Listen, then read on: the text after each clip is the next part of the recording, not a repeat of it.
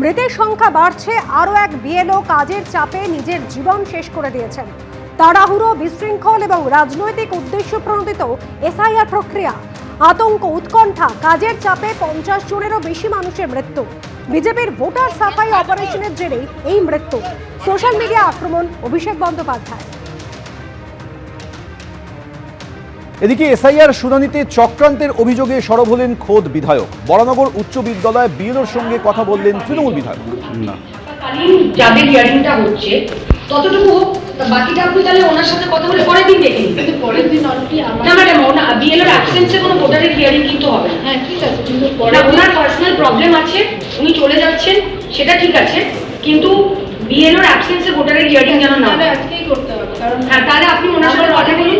100-150 করে শিডিউল করা, আমি বুঝতে পেরেছি, কিন্তু তাহলে কিন্তু এটা কিন্তু একটু দেখতে হবে যে যেন বিএলওর অ্যাবসেন্সে কোনো ভোটারের হিয়ারিং না হয়।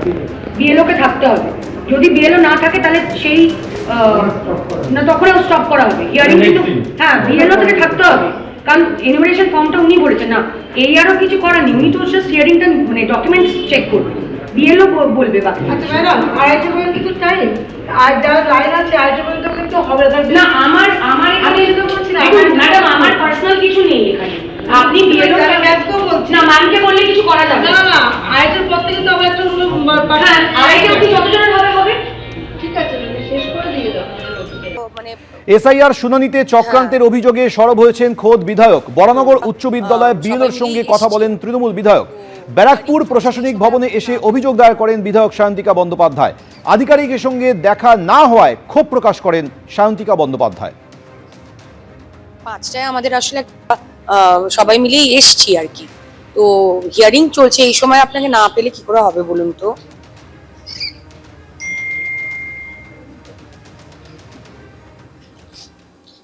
পাঁচটায় আমাদের আসলে একটা ভিসি আছে, আমরা 5টায় আসতে পারবো না, আর 5টায় তো হিয়ারিংও শেষ হয়ে যাবে স্যার।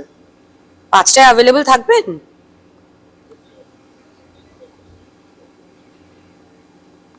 বারাসাতে? ঠিক আছে, আমি জানাচ্ছি আপনাকে, আজকে আমার 5টায় হবে না, কিন্তু ওই হিয়ারিং এর সময়গুলো একটু আপনাকে অ্যাভেলেবল পেলে আমাদের সুবিধা হবে।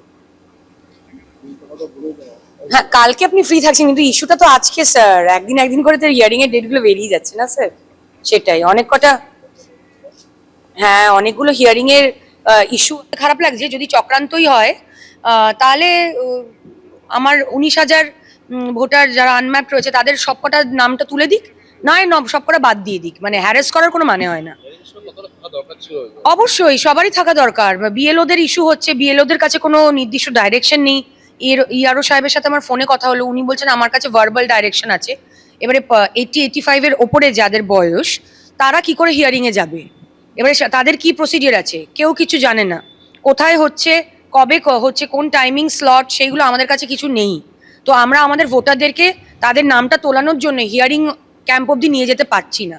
তো এতই যদি জোরজার করে ইলেকশন কমিশনকে করতে হয়, তাহলে নয় বলে দিক হিয়ারিং এর দরকার নেই, আমরা 19,000 নাম তাহলে বাদ দিয়ে দিক, তখন আমরাও আমাদের রাস্তাটা বুঝে নেব। এবিপি আনন্দ, এগিয়ে থাকে, এগিয়ে রাখে।